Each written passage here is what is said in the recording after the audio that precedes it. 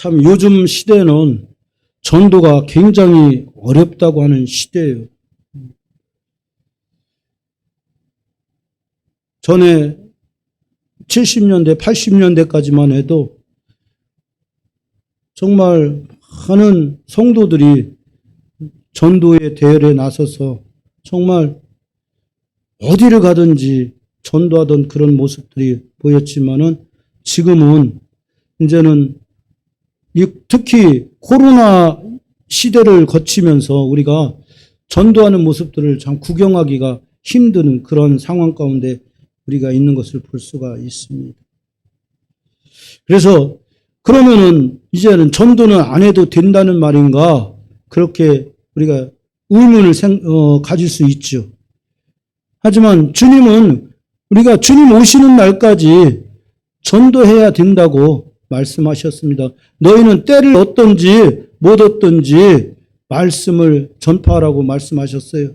그래서 어디를 가든지 누구를 만나든지 예수를 전하고 그리고 그 예수님께 사람들을 이끌 수 있는 그런 우리 삶이 되어야 돼요. 그런데 왜 우리가 예수 전하는 것을 주저하게 됐습니까?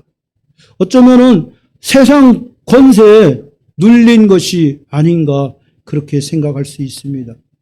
본문 10장 1절에서 주님께서는 뭐라고 말씀하셨습니까? 귀신을 쫓아내고 병자들, 모든 병과 모든 약한 자들을 고치는 권세를 우리에게 주셨다고 말씀하고 있어요. 그런데 지금 이 시대를 보면은 과연 우리 안에 그런 주님께서 주신 권세를 가지고 주님의 말씀을 전파하는 믿음이 있는지 다시 한번 우리가 스스로를 점검해 봐야 될 필요가 있죠. 로마서에서 말씀하시기를 믿음이 없이는 하나님을 기쁘시게 하지 못하나니 하나님께 나오는 자는 반드시 그가 계신 것과 자기를 찾는 자들에게 상 주시는 이심을 믿어야 한다고 말씀하고 있어요. 그 히브리서 말씀이죠. 그래 우리가 하나님을 기쁘시게 하는 일은 다른 것으로 기쁘시게 할 수가 없습니다. 우리가 기도를 많이 하고 말씀을 많이 읽고 예배를 많이 드린다고 해서 하나님께서 기뻐하시는 것이 아니라 하나님께서 기뻐하시는 유일한 기쁨은 우리가 가진 믿음입니다. 우리가 가진 믿음을 가지고 하나님께서 우리에게 주신 그 말씀대로 순종하며 나갈 때 하나님께서 기뻐하시는 거예요.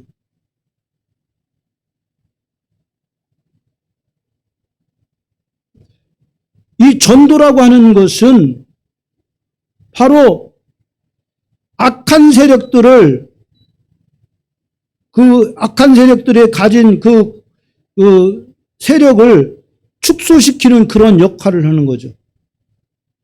마귀에게 붙잡혀서 영원히 멸망할 수밖에 없는 지옥불에 떨어질 수밖에 없는 사람들을 그들에게 찾아가서 복음을 전해서 그들로 하여금 주님 품으로 돌아오게 만드는 것, 그것이 전도가 가진 능력이죠. 그렇기 때문에 마귀는 어떻게 해서든지 우리가 전도하는 것을 막으려고 해요. 물론 물리적으로 막는 경우도 있지만 특히 마귀는 우리의 그런 그 심리를 교묘하게 이용한단 말이에요. 내가 이렇게 사람들과 목사님들과 이렇게 접촉하면서 가장 많이 듣는 말이 뭐냐면 숫자가 중요한 게 아니라고 얘기를 해요.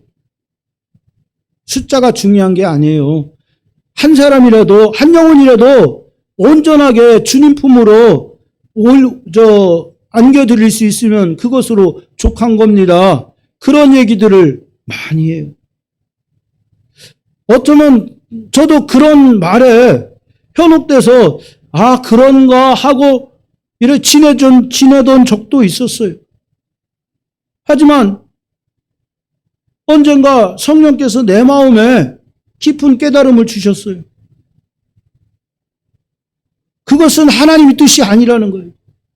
하나님께서 예수 그리스도 이 땅에 와서 십자가에 못 박아 죽게 하신 것은 많은 사람을 구원해서 주님 품으로 데려가기 위해서, 하나님 나라 백성으로 삼기 위해서 한 것이 아니냐는 거예요. 고작 몇 명을 위해서 주님께서 십자가에서 못 박혀 죽으셨다고 한다면은 너무나 주님의 희생이 너무나 아깝고 큰 거잖아요.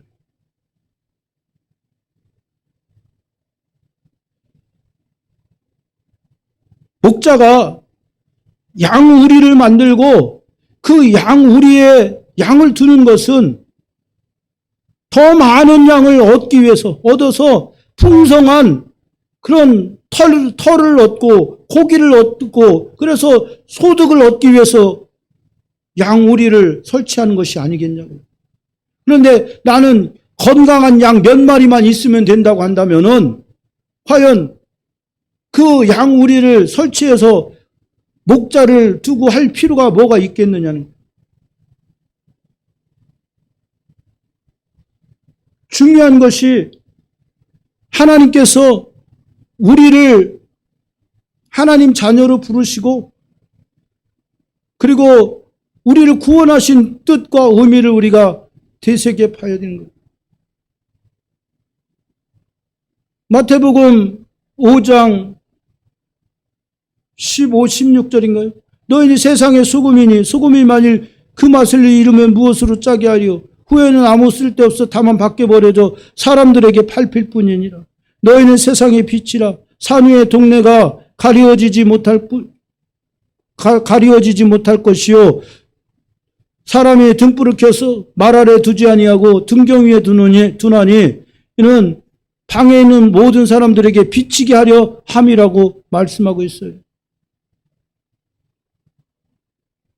하나님께서는 우리를 선택하시고 우리를 구원하시고 그리고 우리를 통해서 세상으로 들어가서 세상에서 살아가면서 그 세상 사람들을 변화시키는 역할을 하라고 우리를 구원하신 거예요. 변화에 있는 거예요. 주님의 십자가는 우리로 하여금 변화하게 만들기 위한 거라는 거예요. 이제는 땅의 사람에서 하나님 나라의 사람, 천국 백성으로서 변화된 삶을 살아가게 하는 거예요. 그런데 하나님의 나라는 어제 금요일날 한성일 목사님도 말씀 증거했지만 보화이기도 하고 여러 가지 진주이기도 하고 여러 가지 비유로 말씀하셨지만은 또 하나의 비유는 뭐냐면은 겨자씨요. 겨자씨는 씨앗 중에서 가장 작은 씨앗이지만은 그 씨앗이 땅에 심겨져서 자라게 되면은 그 어느 풀보다도 더 왕성하게 자라서 많은 유익을 끼치게 하는 것이 바로 겨자씨의 역할인 거예요. 그것이 곧 하나님의 나라인 거예요.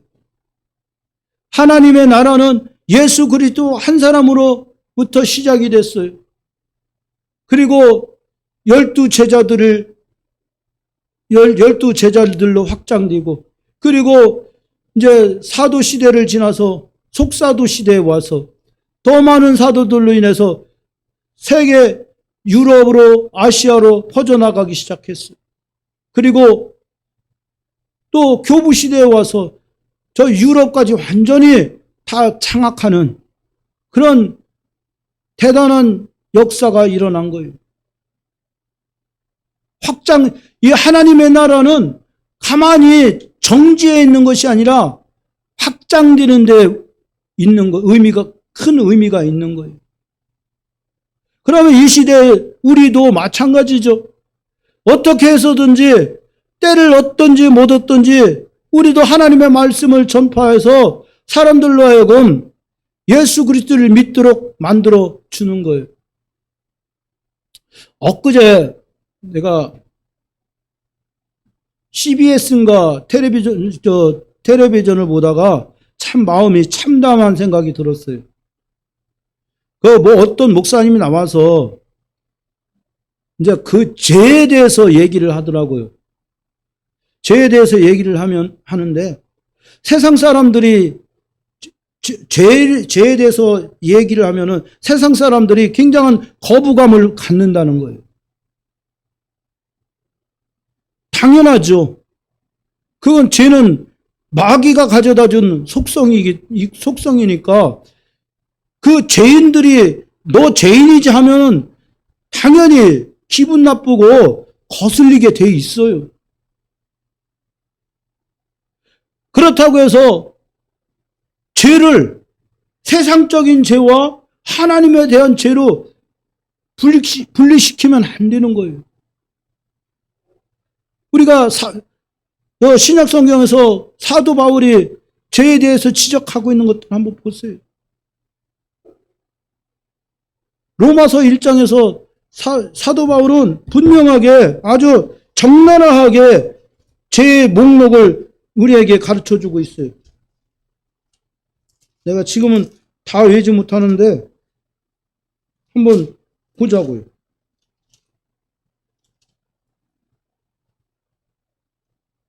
로마서 1장 28절부터 32절까지 이게 다 죄의 목록이에요. 또한 그들이 마음에 하나님 두기를 싫어하며 하나님께서 그들을 그 상실한 마음대로 내버려 두사 합당하지 못한 일을 하게 하셨으니 곧 모든 불의, 추악, 탐욕, 악의가 가득한 자요, 시기, 살인, 분쟁, 사기, 악독이 가득한 자요, 수군수군하는 자요, 비방하는 자요, 하나님께 미워하는 자, 하나님께서 미워하시는 자요, 능욕하는 자요, 교만한 자요, 자랑하는 자요, 악을 도모하는 자요, 부모를 거역하는 자요, 우매한 자요, 배약하는 자요, 무정한 자요, 무자비한 자라. 그들이 같은 일을 행하는 자는 사형에 해당한다고 하나님께서 정하심을 알고도 자기들만 행할 뿐 아니라 또한 그런 일을 행하는 자들을 옳다 하느니라. 이것이 유대인들이 가지고 있었던 죄. 그런데 이런 죄들이 우리에게는 없는 거예요. 죄라고 하는 것은 하나님에 대한 죄와 사람에 대한 죄로 분리시킬 수가 없어요. 똑같은 무게를 가지고 있어요. 이게 다 사람에 대한 죄인데 이런 죄에 대해서 사형에 해당한다고 말씀하고 있잖아요. 결국은 죄인들은 회개하지 못한 죄인들은 마지막 때에 결국 마지막 심판대 앞에서 판결을 받고 영원한 사형 판결을 받고 영원히 꺼지지 않는 지옥불로 떨어질 수밖에 없는 것이 죄인들의 실체예요.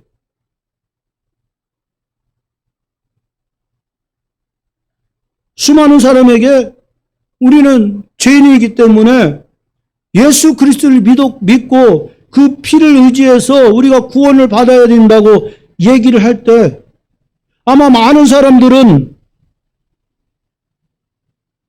그 말에 대해서 반감을 가질 수 있습니다.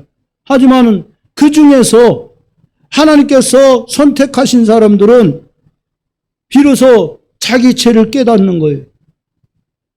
수많은 사람 중에서 바로 그런 그 진흙 속의 진주를 찾아내는 것이 바로 전도라고 할 수가 있는 거예요. 100명에게, 1000명에게, 만 명에게 복음을 전해서 한 명 나오면 감사한 거예요. 그것이 바로 우리의 전도죠. 그런데 마귀는 이제는 주님의 구원의 시대는 끝났어 라고 얘기를 해요. 이제는 이삭 죽게 하는 시대야. 이제 저절로 찾아오는 사람만 구원시키고 이제는 더 이상 우리가 전도할 필요 없다고 그런 얘기들을 아주 유능한 신학자들에게서 내가 들었어요. 하나님의 뜻은 한 사람이라도 더 구원시켜서 하나님 백성 만드는 게 마지막 때까지 한 사람이라도 더 구원시키는 것이 하나님의 뜻인 거예요. 우리가 그것을 외면하면 안 되는 거예요. 우리가 전도가 어렵다고 전도가 힘들다고 포기해서는 안 된다는 거죠. 그래서 오늘 이 어려운 전도를 하기 위해서 우리가 다시 시작하는 그런 심정으로 오늘 본문 말씀을 우리가 상고해 볼 필요가 있는 거예요. 본문 5절에서 뭐라고 말씀하고 있습니까? 예수께서 이 12를 보내시며 명하여 이르시되 이방인의 길로도 가지 말고 사마리아인의 고을에도 들어가지 말고 오히려 이스라엘 집에 잃어버린 양에게로 가라고 말씀하고 있어요. 이방인의 길, 사마리아인의 고을, 이것은 무슨 의미일까요? 저는 많은 주석책에 별의별 얘기들이 다 있더라고요. 근데 나는 이것을 하나님의 언약적인 관점에서 이것을 바라봤어요. 하나님의 언약에 이방인들과 함께 피를 나눈 그 사마리아 사람들은 어쩌면은 언약 밖의 사람들인 거예요. 이 사마리아는 북이스라엘의 수도였어요. 그런데 그들이 솔로몬 시대가 지나고 나서 르호보암 시대에 그들이 요청하죠. 왕이시여, 이제 어떻게 다음 통치의 방침을 어떻게 세우시겠습니까? 그러니까 이 르호보암 왕이 원로들을 물어요. 그러니까 왕이시여, 그들을 잘 다독여서 위로해 주세요. 그렇게 이야기를 하죠. 그런데 젊은 신하들, 그러니까 자기와 같이 자라난 신하들에게 물어보니까 왕이시여, 그렇게 하지 말고 오히려 회초리를 쳐서 더 야단을 치십시오. 그렇게 충고를 하죠. 그러니까 이 르호보암 왕이 지혜가 없었어요. 자기와 함께 놀았던 그 신하들의 말을 듣고 그 말대로 북이스라엘의 그 대표들에게 얘기를 했어요. 그러니까 북이스라엘 사람들이 11개 지파가 유다에서 이스라엘 왕국에서 떨어져 나가서 북이스라엘을 세운 거예요. 그래서 11개 왕국이 연합한 북이스라엘과 그리고 유다 지파가 세운 남유다가 서로 이제 갈라져서 이제 남북이 서로 대치하는 상황 가운데 온 거예요. 그런데 문제는 뭐냐면 그들의 종교였어요. 그들의 신앙이었어요. 예루살렘 성전이 예루살렘에 있었기 때문에 이 북이스라엘 사람들이 절기만 되면 그래도 하나님의 명령을 따라서 제사를 지내러 예루살렘 성으로 들어오는 거예요. 그러다 보니까 아마 이 빠져나가는 사람들이 남유다로 빠져나오는 사람들이 꽤 있었던 모양이에요. 그것을 불편하게 여긴 여로보암 왕이 모세오경 5권을 가지고 그리고 새롭게 독립을 하는 거예요. 그리고 단과 세 군데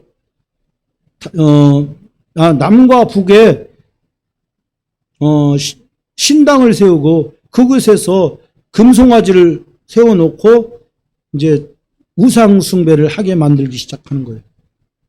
그래서 이 북이스라엘은 주전 722년에 아수르에 의해서 멸망당하게 되는 것을 볼 수가 있어요. 그런데 이 북이스라엘을 점령한 이 아수르가 어떻게 했느냐면은 혼혈주의 정책을 썼어요. 그들이 그대로 하나의 민족끼리 그대로 놔두면 언젠가는 다시 이거 반역을 할 수 있기 때문에 일부는 절반 정도는 다른 땅으로 옮겨가서 새로운 곳에서 살게 하고, 그리고 나머지는 그곳에 살면서 서로 결혼하고 하면서 섞여서 살게 되는 거예요. 결국 그들은 하나님의 언약과 아무런 관계가 없는 그런 자들로 타락하고 만 거예요. 변질된 신앙인이 바로 이 사마리아 사람들이었던 거예요. 그리고 이방인들은 하나님의 언약과는 아무런 관계가 없는 사람들이었어요. 그래서 예수님께서 오셔서 지금 전도대를 보내시면서 너희가 이방인의 길로도 가지 말고 사마리아의 고을에도 가지 말라고 하는 것은 또 다른 의미가 있어요. 뭐냐면은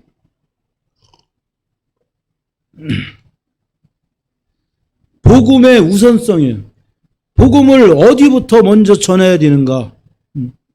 그런 복음의 우선성이 있기 때문에 예수님께서 먼저 이스라엘의 잃어버린 양, 그들의 목자는 그들을 버렸다고 예수님 말씀하잖아요. 결국 이스라엘 백성들은 참 목자가 아니라 사꾼 목자에게 속아서 수탈을 당하고 그렇게 살아가고 있었던 거예요. 그래서 예수님께서 그들을 불쌍히 여기셔서 그들로 하여금 복음을 듣고 빛이 세계로 나오게 하기 위해서 주님께서 지금 그와 같은 말씀을 하신 것이라고 할 수가 있습니다. 그 다음에 7절, 8절에 보면은 가면서 전파하여 말하되 천국이 가까이 왔다 하고 병든 자를 고치며 죽은 자를 살리며 나병 환자를 깨끗하게 하며 귀신을 쫓아내며 너희가 거저 받았으니 거저 주라고 말씀하고 있습니다. 마태복음 28장 19절 20절을 보면은 17절부터 말씀을 보면은 하늘과 땅에 예수께서 말씀하여 이르시되 하늘과 땅의 모든 권세를 내게 주셨으니 너희는 가서 모든 민족으로 제자를 삼아 아버지와 내가 너희에게 분부한 바 내게서 배운 것을 가르치라. 내가 분부한 것을 가르쳐 지키게 하라. 헷갈린다.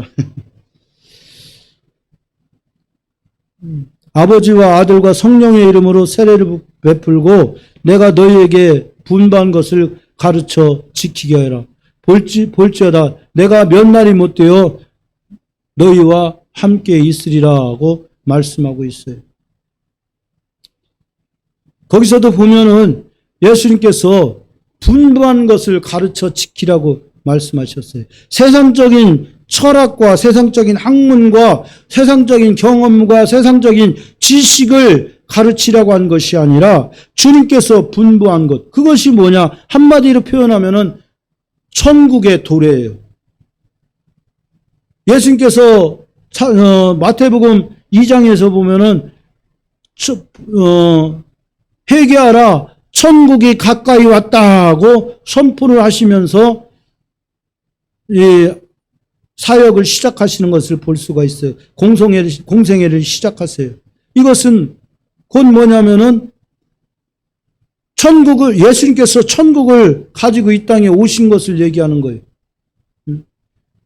그렇기 때문에 예수를 믿는 사람은 천국문으로 들어가는 거예요. 누구든지 예수를 믿으면 천국문으로 들어가는 거예요. 죽어서 믿는 천국뿐만 아니라 이 땅에서의 천국을 얘기하는 거예요.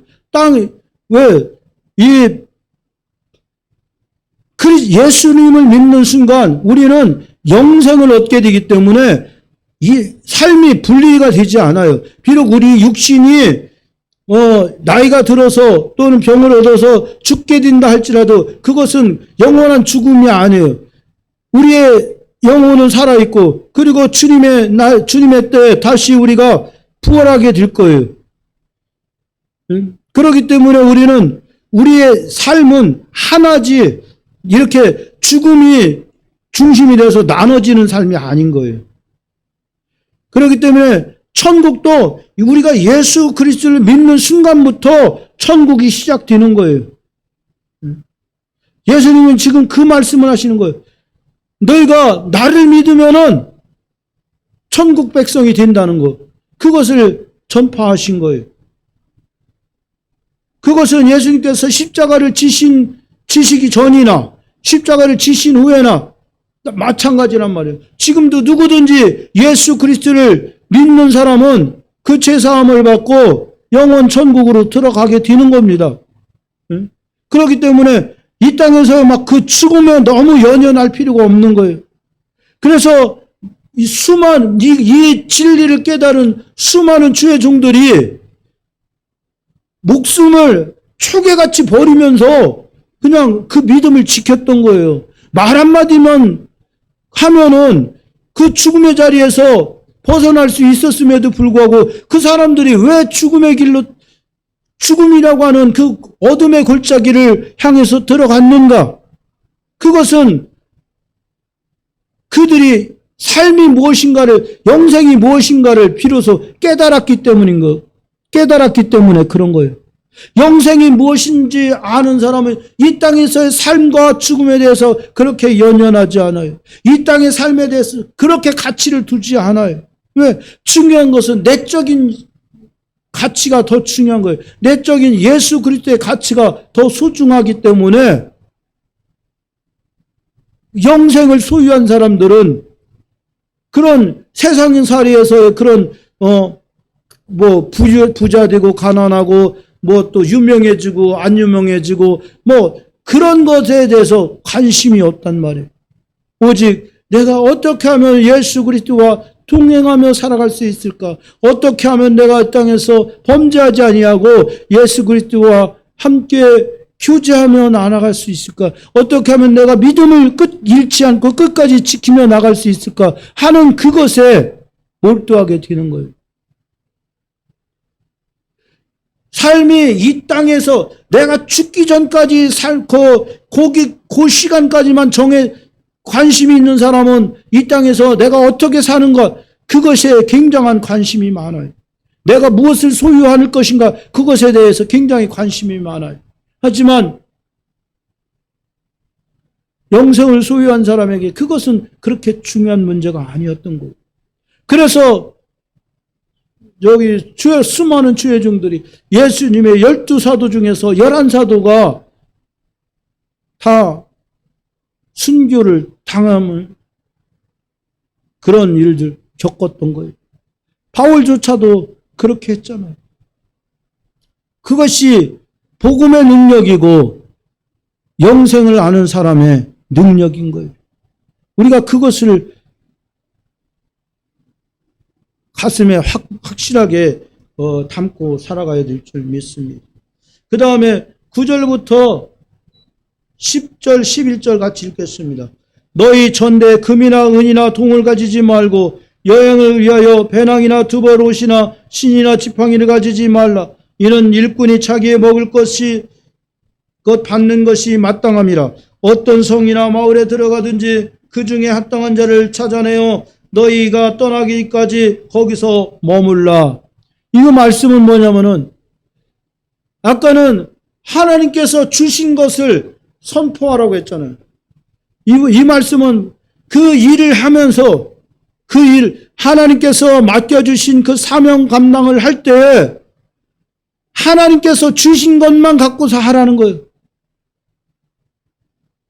하나님께서 넉넉하게 채워주신다는 거예요. 여기서 그 전대에 금이나 은이나 동을 담아가는 것은 뭐냐면 그 금이나 은이나 동은 그 당시에 돈이었어요, 돈. 그러니까 여윳돈을 잔뜩 갖고 가서 일주일 동안 내가 전도 여행을 갈 텐데, 한 달 동안 전도 여행을 갈 텐데 거기에 필요한 돈이 얼마지 하면서 돈을 챙겨갈 필요가 없다는 거예요. 하나님께서 필요한 대로 그 전도자에게 필요한 것들을 친히 공급해 주신다는 거예요. 하늘에서 뚝 떨어진다는 것은 아니죠. 누군가를 통해서 하나님께서 섬기게 해 주신다는 거예요. 그래서 제단을 섬기는 자는 제단에서 나는 것을 먹는 것이 합당하다고 말씀하고 있고, 또 주의 일을 하는 사람은 생활에 얽매이지 아니한다고 말씀하고 있는 거예요.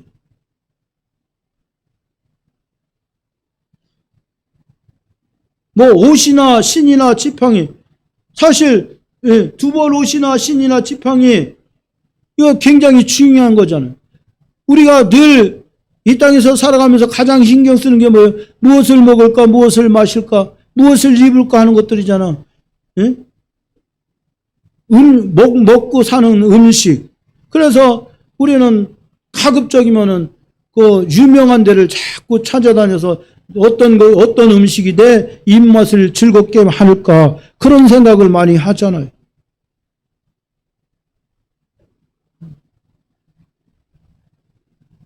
또 무엇을 입을까? 사람들이 요즘 옷에 대해서 굉장한 관심을 가져요. 막 옷이 날개라고, 예? 옷이 벼슬이야. 그래서 아무리 조금 형편없는 사람도 좀 명품 옷 입고 그렇게 다니면은 다 사람들이 한 번씩 쳐다보잖아요. 대신에 아무리 부자라고 해도 초췌한 모습으로 다니면 사람들이 거들떠보지도 않아요. 사실 중요한 것은 외모가 아니라 내면이잖아요. 내면에, 그 사람의 내면 세계가 어떤가, 그것이 제일 중요하잖아요. 우리가 그것을 늘 가슴에 새겨야 돼요. 우리 안에 무엇이 들어있는가? 그다음에 사람들은 집이나 자동차에 관심이 많아요. 대부분이 그래요. 이 세 가지가 거의 이 대동소이하게 사람들이 가장 목표로 두고 있는 그런 것들이에요. 좋은 집, 좋은 자동차. 솔직한 얘기로 나도 그래요. 이왕이면 좀 괜찮은 집에 살고 싶어요. 당신 얘기하는 대로, 우리 사모님 얘기하는 대로 좀 괜찮은 아파트에 들어가서 좀 조망도 좀 즐기면서, 저녁에 지는 석양도 바라보면서, 아침에 뜨는 아침에 동력 하늘에 떠오르는 그 일출도 보면서, 또 숲이나 나무도 보면서, 꽃이나 이런 것들도 보면서, 또 좋은 차를 타는 것도 굉장히 중요하더라고요. 엊그제 그 모 목사님이 15톤 덤프차에 뒤에서 추돌을 당했는데, 그 차가 제네시스 G90이다 보니까 다치지도 않고 멀쩡하게 활동을 다시 하는 것을 볼 수가 있어요. 물론 하나님께서 지켜주시고 보호함이 있었겠지만은, 일단 차가 좋으면은 이처럼 대형 사고에서도 살아날 수 있는 그런 가능성이 높다고 할 수가 있겠죠. 그러나 더 중요한 것은 우리 안에 무엇을 가지고 가는 거예요. 우리 안에 하나님 나라에 대한 복음이 있느냐는 거예요. 나는 여기서 이 일꾼이라고 하는 말이 굉장히 의미가 있는 것 같아요. 우리는 하나님 나라의 백성이기도 하지만 하나님 나라의 일꾼인 거예요. 그렇기 때문에 우리의 모든 것들은 하나님께서 공급해 주실 것을 확실하게 믿어야 될 줄 믿습니다. 그다음에 이제 잘 걱정도 하지 말라는 거예요. 어디든지 가서 내가 합당한 자를 찾아서 너희 집에 내가 머물고 싶은데 괜찮겠냐고 해서 그곳에서 그 사역이 끝날 때까지, 전도가 끝날 때까지 그곳에서 머물라고 말씀하시고 있습니다. 그 다음에 12절부터 14절 같이 읽겠습니다. 또 그 집에 들어가면서 평안하기를 빌라. 그 집이 이에 합당하면 너희 평안이 거기 임할 것이요 만일 합당하지 아니하면 그 평안이 너희에게 돌아올 것이니라. 누구든지 너희를 영접하지도 아니하고 너희 말을 듣지도 아니하거든 그 집이나 성에 나가서 너희 발의 먼지를 떨어버리라. 내가 진실로 너희에게 이르노니 심판날에 소돔과 고모라 땅이 그 성보다 견디기 쉬우리라고 말씀하고 있어요. 그렇게 내가 유숙하기를 청하면서 그 집에 먼저 예수 그리스도의 이름으로 당신의 집이 평안하기를 소망합니다. 평안하기를 기도합니다. 이렇게 그 집안의 평안을 위해서 기도하라는 거죠. 그런데 그 사람이 그렇게 평안을 빌었음에도 불구하고 그 사람이 너를 받아들이지 아니하거든. 네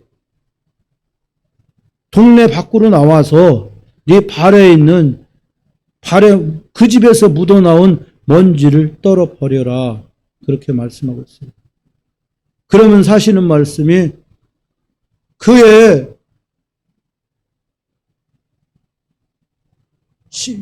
그가 심판날에 소돔과 고모라 땅이 그 성보다 견디기 쉬우리라고 말씀하고 있는 것은 뭐냐면 이건 마지막 심판 때를 얘기하는 거예요. 마지막 심판 때에 가면은 결국 그 사람이 주의 종을 영접하는 것도 허락하지 아니하고 그리고 또 그가 하는 말도 듣지 않았기 때문에 당연히 믿음이 없을 거 아니에요.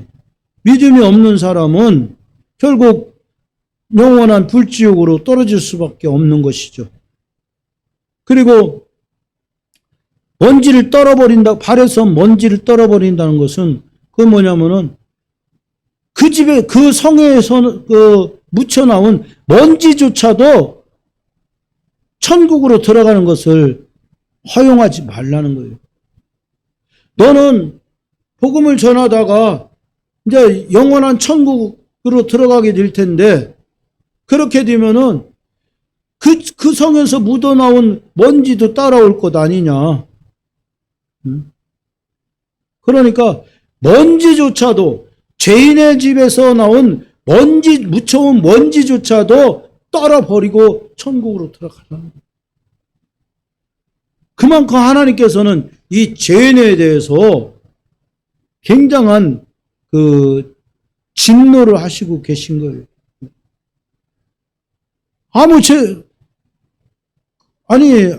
먼지가 뭘 했어요?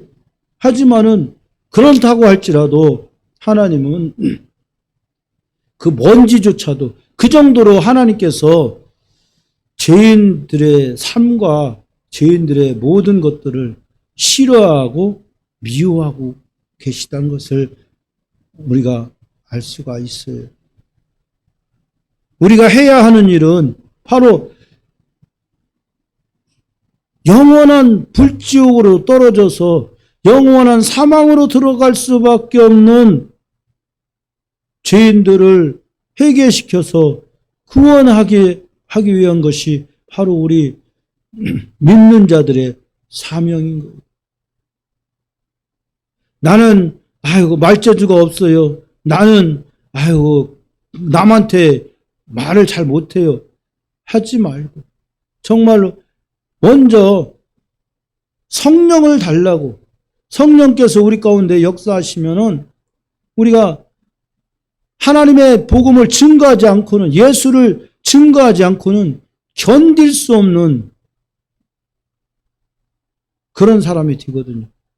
그래서 우리가 성령으로 충만함을 받아야 돼요. 그러면은 성령께서 우리와 동행하시면서 우리의 연약함을 도와주신다고 로마서 8장 28절에 말씀하잖아요. 이와 같이 성령도 우리의 연약함을 도우시나니 우리가 연약하여 빌 바를 알지 못하나 오직 성령이 말할 수 없는 탄식으로 우리를 위하여 친히 간구하시느니라고 말씀하고 있습니다. 우리가 하나님께서 맡겨주신 하나님의 일을 감당하려고 하면은, 그리고 그것을 시작하면은 그 다음은 하나님께서 성령을 통해서 일하기 시작하는 거예요. 그래서 우리가 때를 얻든지 못 얻든지 복음을 전파해서 할 수 있으면 많은 사람들을 구원시키는 그 역할을 해야 되는 거예요. 우리가 대형교회에 대해서 얼마나 시기 질투를 많이 하나고요. 그렇지만은 물론 대형교회가 많은 폐해를 주긴 것도 사실이에요. 하지만은 중요한 것은 그들은 그만한 노력을 했고 주님의 그 복음 앞에서 그만큼 큰 헌신을 했기 때문에 대형교회가 된 것이지 그냥 교회 문만 열어놨다고 해서 대형교회가 된 것은 아니잖아요. 나는 몇 년 전에 그 세계력교회 그 목사님이 쓴 그 자서전을, 그 책을 읽다가 그분이 그런 얘기를 하더라고요. 전도에 방해가 되는 모든 것들은 다 교회에서 제거시키라고 그런 얘기를 하더라고요. 그러면서 성가대가 전도에 방해가 된다면은 성가대조차도 해체시키라고 그렇게 아주 강력하게 나가서 결국은 우리나라에서 소문난 대형교회로 성장한 것을 볼 수가 있습니다. 중요한 것은 우리의 마음인 것 같아요. 우리가 어떤 자세로 하나님께서 맡겨주신 이 사명을 감당하고 나갈 것인가 하는 것이 바로 우리가 취해야 되는 그런 사명인 줄 믿습니다.